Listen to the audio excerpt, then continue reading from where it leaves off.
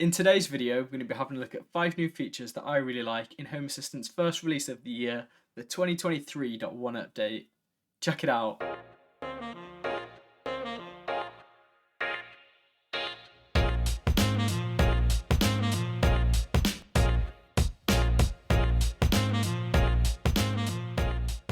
What's going on, guys? I hope you're all doing well. 2023 is finally here, and with the new year brings a brand new Home Assistant and a brand new focus. This year, Home Assistant is focusing on the year of the voice, so expect lots of new voice things to appear throughout the year. With this update being the first of the year, it's a much smaller one as the developers were on holiday and lots of the community were also out enjoying their holidays.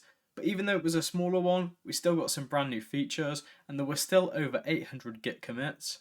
Let's dive straight into it then with my first new feature, and this one is Voice Assistant Aliases. You can now add entity aliases for all of your Home Assistant entities, and what this allows you to do is to give the device a kind of nickname or a common name or maybe a preferred name that you'd actually like to call the device. So when you're talking to your voice assistant, you can call it by this additional name or alias. Currently, this feature is just limited to the Google Assistant. It's not something that I think that Amazon Echo will ever support, but who knows, maybe Amazon will make some changes. And this feature will probably also come to whatever Home Assistant voice assistant comes out, probably an updated version of Raspberry. Creating an alias is super simple. You just select your entity and choose settings, and from here you can scroll down to advanced and you'll see this new feature for adding an alias. From here you simply just type in what you want the alias to be and you can add as many as you want, and that will then just sync with your Google Assistant and you'll be able to start talking to the device using that newly set alias. Carrying on with my second feature, we've got a brand new integration for Reolink. So there's now a brand new Reolink integration that comes as part of the standard Home Assistant installation, so you no longer need to use a Hacks variant unless you want to make use of some of the extra features that are currently in the Hacks version, but you can just directly add this Reolink integration by choosing Add Integration and then selecting Reolink. Currently this new integration is missing some of the features that are available in some of the other Hacks versions, but this is one that is going to be actively maintained and developed, and it will just continue updating with Home Assistant, which is always nice to see. The integration seems to work quite well and it's worked with the cameras that I've tested on it. There are plans to add some of those missing features and they will probably just appear over the next few updates. So if you didn't like using Hacks or you're against using it, or maybe you don't like adding the OnViv feed or any of the other ways that you can add those cameras, it's now an official way to actually do this natively, so maybe go and check that one out. As with the trend of last year, we've had some new Bluetooth updates and enhancements, making Bluetooth just that little bit better. We've also gained some new product support, so we now have support for the power monitor of wall plugs for Switchbot products. There's also been some initial support for the Switchbot dehumidifier, and the lock that Switchbot have recently brought out is now also supported, and it works really well and really quickly. Up next, we've got my fourth feature, and this one is calendars. In the last update of the year, we got a brand new local calendar, and this feature was one that was heavily requested by the community, and we finally got it towards the end of the year. This allowed you to create different calendars and different events, and then you could run automations and triggers based on these different local calendars, and the best thing about it was the fact that it was all local.